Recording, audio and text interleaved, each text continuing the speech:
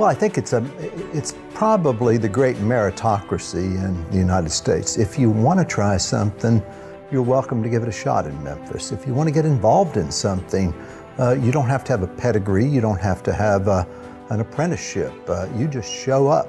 There was an opportunity to build a New York Stock Exchange firm in Memphis, was what got us started.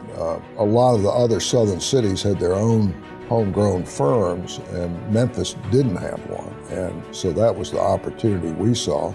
We aspired to do both stocks and later bonds, and be that firm in Memphis. So Memphis was the big city. Memphis was the big city you came to get school closed in the fall, and it was the place that I felt like I could probably start a career.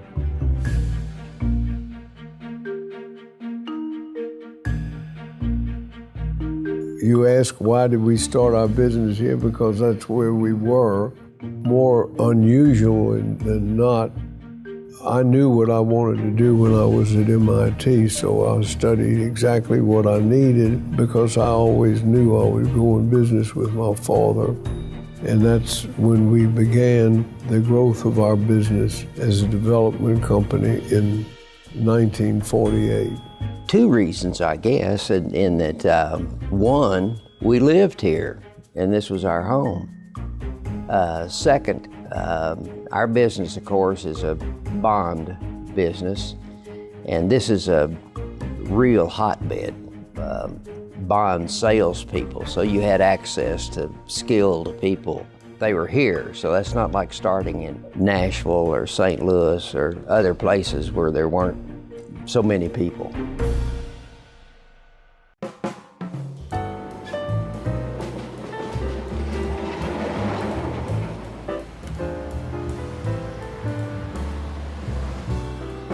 So we started from scratch in 1979 with our first store, which we called Auto Shack at the time. And of course, fortunately, our concept for that market was very successful. In fact, it's changed very little over the years, other than we obviously became better at executing the business as we learned more about the business and as we developed more sophistications in our operations. So, I mean, really, that's how, I started AutoZone. Of course, I grew up in the Malone and Hyde, the food business.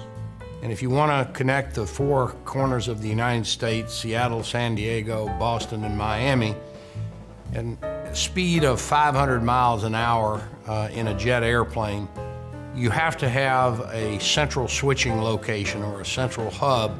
That means there are a relatively small number of major airports in that area that can accommodate an overnight express system like we contemplated. And Memphis had several advantages. First, it was a little bit further west, which fit the range of the airplanes we had at the time. A little bit further south, so the weather was better.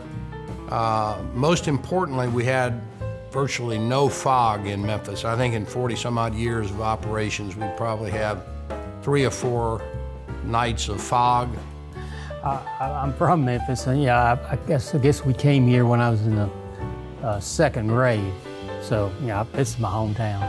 As far as transportation and distributing, it's a great location. I mean, I knew that then when I started my business. And I'd been in another business. I'd seen what good service we got out of Memphis on shipments too. So Memphis is a great distribution point. So and then I started about the same time that FedEx started. So then they came around, so that even made it better. So it's been a great city for us.